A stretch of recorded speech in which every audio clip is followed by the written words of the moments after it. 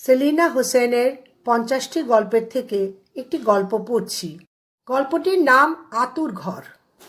আতুর ঘরে ঢোকার আগে কর্ত্রী বলেছেন, আজ বৈশাখের 25 তারিখ, মনে রেখো। দাই বুড়ি মাথা নাড়ে।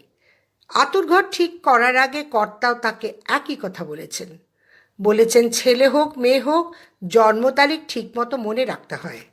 আজ 25শে বৈশাখ। দাইবুড়ি মাথা নেড়েছে একই ভঙ্গিতে। প্রত্যেক মাসের তারিখের হিসাব তার খুব মনে থাকে। কত ছেলেমেয়ের জন্ম হয় তার হাতে। তারিখ মনে না থাকলে চলবে কেন? কর্ত্রীর বিছানা গোছাতে গোছাতে দাইবুড়ি ভাবল, ব্যথা উঠলেই সঙ্গে সঙ্গে প্রসব হয়ে যাবে এমন তো কথা নেই। কতজনের তো দেখেছে ব্যথা ওঠার পরও 2 দিন গড়িয়ে গেছে। যাকে দাইবুড়ি ভুরু কুঁচকে ভাবল, কর্তাগিন্নি দুজনেই এবারে একটু অস্থির। কেন? তারা কি ভাবছেন? এই নিয়ে গিন্নির 14 বার আতুর ঘরে ঢোকা হলো। প্রসব তো প্রথম না, তাহলে অস্থিরতা কেন? বাইরে বটের ডালে বসে থাকা নিশাচর পাখি টিউ শব্দ করল। দাইবুড়ির বুকের ভেতরে শব্দ তরঙ্গ তুলল। বুড়ি ভীষণ খুশি হয়ে নিজেকে বলল, নিশ্চয়ই ভাগ্যবান সন্তান হবে, ঠাকুরবাড়ির মঙ্গল হবে, জোড়াসাঁকোর মুখ উজ্জ্বল হবে। রাত বাড়ে, বেশ গরম পড়েছে। ছোট ঘরটির ভিতরে বাতাস চলাচল নেই, দরজা বন্ধ। দাইবুড়ি গরম পানির গামলা, পরিষ্কার কাপড়, মধুর শিশি ইত্যাদি গুছিয়ে রেখেছে। এখন অপেক্ষা করা ছাড়া তেমন কিছু করার নেই। দাইবুড়ি মাঝে মাঝে পায়ের পাতায় হাত বুলিয়ে দেয়। মাথার কাছে বসে গিন্নিমাকে বাতাস করছে ক্ষণদা। তালের পাখা একই লয়ে নড়ছে। মাঝে মাঝে জোর বাতাস দেয়। গিন্নিমা মাঝে মাঝে মাথা এপাশ ওপাশ করেন। তার মুখে ঘামের বিন্দু জমেছে। পাখার বাতাসে গরম তেমন কাটে না। তার উপরে প্রসবের বেদনায় শরীর নেতিয়ে আসে। দাইবুড়ি মনে মনে বলে, শরীর তো নেতিয়ে পড়বেই, আর কতবার আতুর ঘরে ঢোকা। আহা বেচারি! তারপরে এমন ছোট একটি আঁতুর ঘর, 2 জন মানুষ ঢুকলে 3 জনের আর জায়গা থাকে না। গিন্নিমাও একই কথা বলেন, ওই ছোট ঘরটা আর কোনোদিন বড় হবে না। এভাবেই জীবন যাবে রে খান্তি। দাইবুড়ি আবার পায়ের পাতায় হাত রাখে। কেঁপে ওঠে শরীর। প্রসব বেদনা বাড়ছে। রাত কত হয়েছে কে জানে। বটের ডালে নিশাচর পাখির ডানা ঝাপটায়। দাইবুড়ি কান পাতে। মনে হয় চারদিক থেকে কারা বুঝি আসছে। না, ঠিক পায়ের শব্দ নয়, কেমন যে শব্দ বুঝতে পারে না। তবে আনন্দধ্বনি, ঢোল মাদল বাজিয়ে নয়, তবে গান করতে করতে আসছে বুঝি। কোথায় আসছে? কারা আসছে? ওরা কি জোড়াসাঁকোর ঠাকুর বাড়িতে আসছে? গিন্নিমা উৎফুল্ল কণ্ঠে বললেন, আজ কৃষ্ণা ত্রয়োদশীর রাত। হ্যাঁ মা, মনে হয় শেষ রাতের প্রথম প্রহরে ঢুকেছি আমরা। তাহলে তো রাত পোহানোর আর বেশি সময় নেই, কি বলিস? আমার মনে হয় প্রসবের আগে রাত পোহাবে না, প্রসব হয়ে যাবে। আমারও তাই মনে হয়, শেষ রাতেই বোধহয় বাচ্চাটা পৃথিবীতে আসবে, এমনই টের পাচ্ছি। তখন প্রবল ব্যথার ধাক্কায় তিনি ঠোঁট কামড়ে ধরেন। তারপর মৃদু শব্দ বেরিয়ে আসে মুখ থেকে। দাইবুড়ি সতর্ক হয়ে যায়, খানিকটুকু উৎকণ্ঠিত হয়। সে সময়ের অপেক্ষা করে। আর ব্যথার সঙ্গে লড়ছে মা। ছোট্ট আতুর ঘরে প্রদীপের মৃদু শিখায় আলো ছায়ার খেলা। চারিদিকে নিস্তব্ধ রাত। ঠাকুরবাড়ির কোনো কোনো ঘরে কেউ কেউ জেগে বসে আছে। একটি জন্মের খবর শোনার জন্য তাদের রাত জেগে প্রহর গোনার সময় এখন। ঘুম তাদের চোখে নামবে না যতক্ষণ না খবরটি পাওয়া যাবে। ঘরের ভেতরে প্রদীপের মৃদু আলোয় প্রসব বেদনায় কাতর মায়ের ঘেমে ওঠা মুখের স্বেদবিন্দু স্পষ্ট দেখা যায় না। দাইবুড়ি ভাবছে যে কোনো সময় একটা কিছু হয়ে যেতে পারে। তখন শিশুটির নাড়ি কাটতে হবে, গর্ভফুল বেরিয়ে আসার অপেক্ষা করতে হবে, শিশুটিকে পরিষ্কার করতে হবে। আর কি আর কি করতে হবে?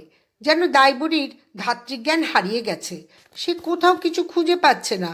নিজেকে খুব অসহায় লাগছে। আকাশ সমান উঁচু একটি ছেলের জন্ম হলে তাকে কিভাবে ধরতে হবে সে জ্ঞানই তো তার নেই। এই ছোট্ট ঘরে তাকে কিভাবে রাখতে হবে সে জ্ঞানী বা সে কোথায় পাবে? বিড়বিড় করে, বৈশাখ মাসের কৃষ্ণা ত্রয়োদশীর রাত, উত্তর দাও। দাইবুড়ি দুহাত নিজের বুকের কাছে জড়ো করে। ওহ করে অস্ফুট শব্দ করেন গিন্নিমা। প্রাণপণ চেষ্টায় তিনি প্রসব বেদনাকে মোকাবেলা করছেন। এই বেদনার অনুভব তো নতুন নয়, কিন্তু চমকে যাচ্ছে শরীর, আনন্দে আপ্লুত হচ্ছে মন। দাইবুড়ি বুঝতে পারে যে গিন্নিমার অস্থিরতা ফুরোয় না। তিনি আবার শব্দ করেন, এবার বেশ জোরে। গিন্নিমা, আপনার সময় হয়ে এসেছে। ওহ, চারিদিকে এত কথা বলে কে? কথা?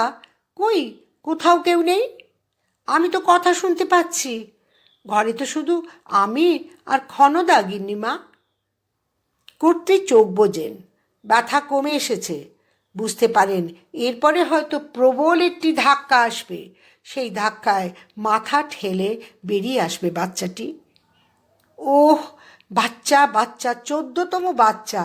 ব্যথার কষ্ট ও আনন্দ, এ ব্যথা তো কষ্ট পাওয়ার ব্যথা নয়। গিন্নিমার মুখে স্নিগ্ধ হাসি জেগে ওঠে। এই জীবনে যতটি শিশু তিনি পৃথিবীতে এনেছেন তারা সবাই তার জীবনের নতুন চাঁদ। এবার যে আসবে তার সঙ্গে বুঝি নতুন সূর্যও উঠবে। গিন্নিমা একটি প্রবল ব্যথা সামলানোর জন্য দাইবুড়ির হাত আঁকড়ে ধরেন। ব্যথা আবার স্তিমিত হয়ে যায়। দাইবুড়ি পেটের উপর হাত রেখে বুঝতে পারে বাচ্চার মাথার নিচের দিক নেমে গেছে, যে কোনো মুহূর্তে সময় ঘনিয়েছে। গিন্নিমা চোখ বুজে বলেন, বাইরে যেন কারা শব্দ করছে। দাইবুড়ি কান খাড়া করে বলে, হ্যাঁ, আমিও শুনতে পাচ্ছি।